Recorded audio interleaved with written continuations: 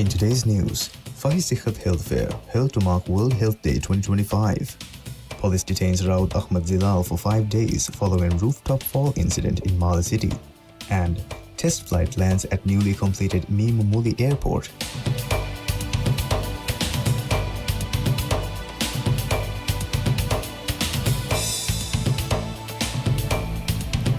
Bismillahirrahmanirrahim. Assalamu alaikum. Welcome to News. I'm Yusuf bin Muhammad. Maldives Police Service detains Raud Ahmad Zilal for questioning after a woman fell from a residential building onto a neighboring rooftop in the capital last week. Raud was remanded in custody for 5 days on Friday in connection with the incident at Henveru Fentenoy during the early hours of April 18th. Police have now confirmed an altercation occurred between Raud and the 21-year-old woman shortly before she fell. During the remand hearing, officers stated that after the incident, Raud claimed that he did not know her whereabouts but suspected she may have fallen. Authorities have seized 7 mobile phones belonging to the woman and other persons of interest, and travel bans have been imposed on these 8 individuals, including Raud. Investigators have searched 2 properties under court orders. The searches targeted Machangoli Manduge, where officers examined the terrace, 2nd and 4th floors, and the 3rd floor of Henveru Kashivelige. Machangoli Manduge is the residence of Transport and Civil Aviation Minister Muhammad Amin, who denied any involvement after public speculation. In a statement on X, Amin said he was unaware of the gathering at his residence on April 17th and rejected accusations of influencing the investigation. The police investigation continues. The Fahi Sikhat Health Fair was held on Friday at Artificial Beach in Male as part of activities marking World Health Day 2025. The one-day event organized in collaboration with the Maldives National University, the World Health Organization and the United Nations Children's Fund brought together health professionals, organizations and the public for a day of health promotion and awareness.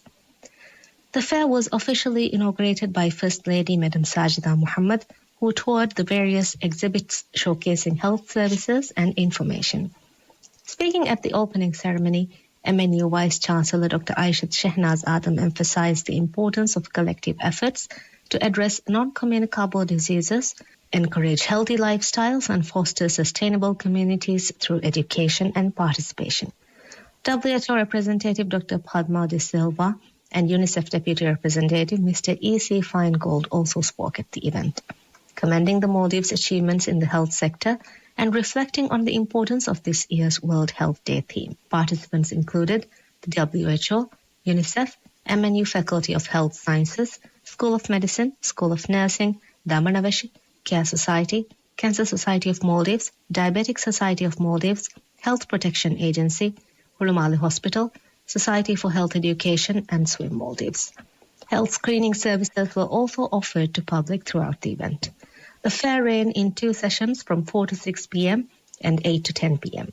This year's World Health Day, observed on April 7th, carried the theme Healthy Beginnings, Hopeful Futures, highlighting the importance of maternal and child health as a foundation for national prosperity and development. Dr. Salah bin Muhammad al-Budair, Imam of Masjid al-Nabawi in Medina, departs the Maldives following an official visit, the first by an Imam of Masjid al-Nabawi in 41 years. During his visit, Dr. Salah al-Budair met with President Dr. Mohammed Moiz, as well as Minister of Islamic Affairs, Dr. Muhammad Shahim Ali Saeed, and several Maldivian religious scholars. He also met with preschool students, young Hafiz, young Khatibs, and local Imams and Khatibs during his engagements. On Wednesday evening, Dr. Salah al-Budair led the Maghrib and Isha prayers at Salman Mosque.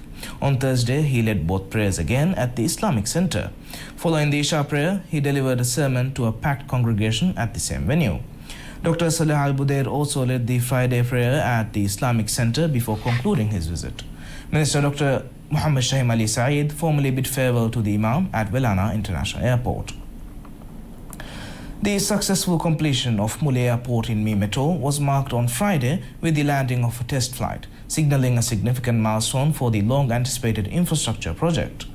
A Dash 8 aircraft operated by national carrier Maldivian touched down at the newly built domestic airport as part of pre-operational assessments required ahead of commercial services. The airport is located on Muli Island, the capital of Meme Atoll, and features a 1,500-meter runway. Development of the airport began in 2021 with 36 hectares of land reclaimed for the project. The Maldives Transport and Contracting Company MTCC carried out the construction at a cost exceeding 300 million rupiah. President Dr. Mohamed Muiz is expected to officially inaugurate the airport in the coming days. Residents welcomed the arrival of the test flight with traditional performances celebrating the long-awaited introduction of air services to the atoll. Equipped with modern facilities, the airport is expected to transform regional connectivity and spur economic opportunities across the central atoll. We'll be back after a short break.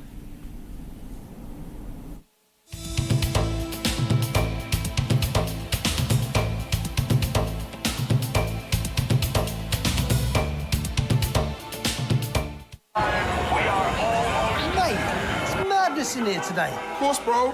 It's the kickoff. It's the new Premier League season. We'll be ready. Get loud. This is new faces, latest drip, and fresh trims. It's time to believe the greatest league in the world is back. Brought to you by MediaNet. Kafa, tiga pocket and no contact phone lani. Kafa, passport at the family gilligiayo. Kafe, Kanitani, for shigilligiayo.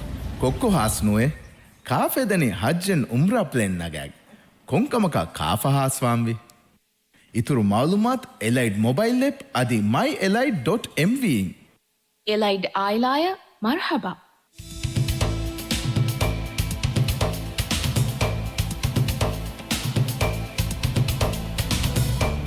Welcome back. According to the latest statistics released by the National Mental Health Department, a total of 199 individuals are currently receiving care at the Special Needs Center in Kaf Gorado. The center is dedicated to providing safe and comprehensive care for persons with mental illnesses, physical disabilities, and the elderly. The report indicates that 123 of the residents are male, while 76 are female. Of the total, 32 individuals are over the age of 65. Furthermore, 167 residents are currently undergoing treatment for mental health conditions. Extensive efforts are ongoing to reintegrate residents into their families where possible. In 2023, 20 individuals were successfully reunited with their families.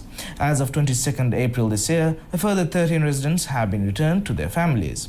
Over the past 6 years, a total of 33 individuals have been reintegrated into family environments. Previously overseen by the Ministry of Social and Family Development, the centre was transferred to the Ministry of Health in August following a decision by the President's Cabinet.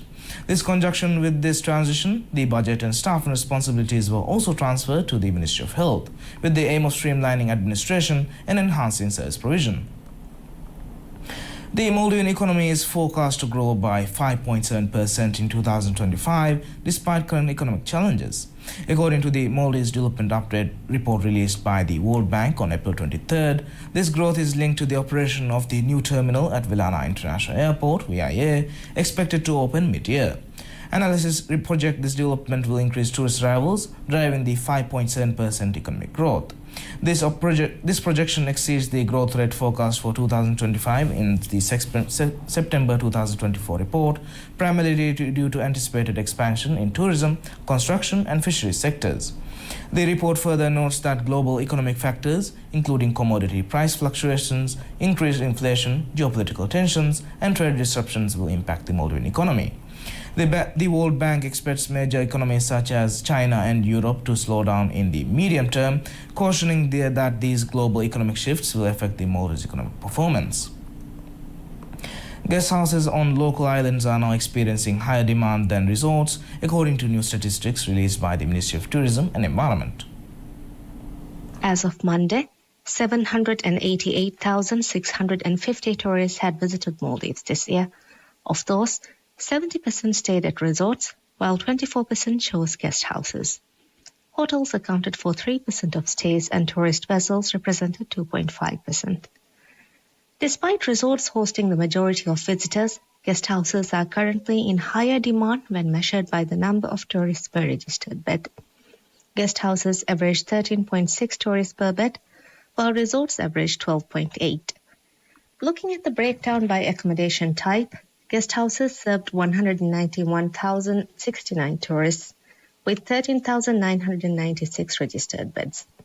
Meanwhile, resorts accommodated 553,940 tourists, using 43,153 beds.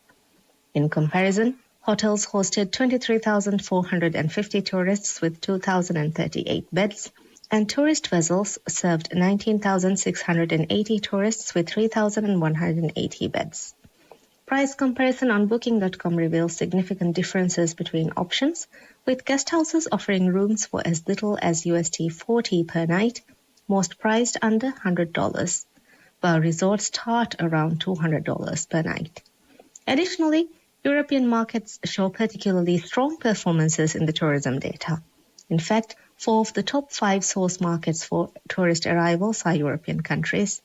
In terms of specific markets, China currently leads with 85,469 tourists, followed closely by the United Kingdom with 84,723 visitors.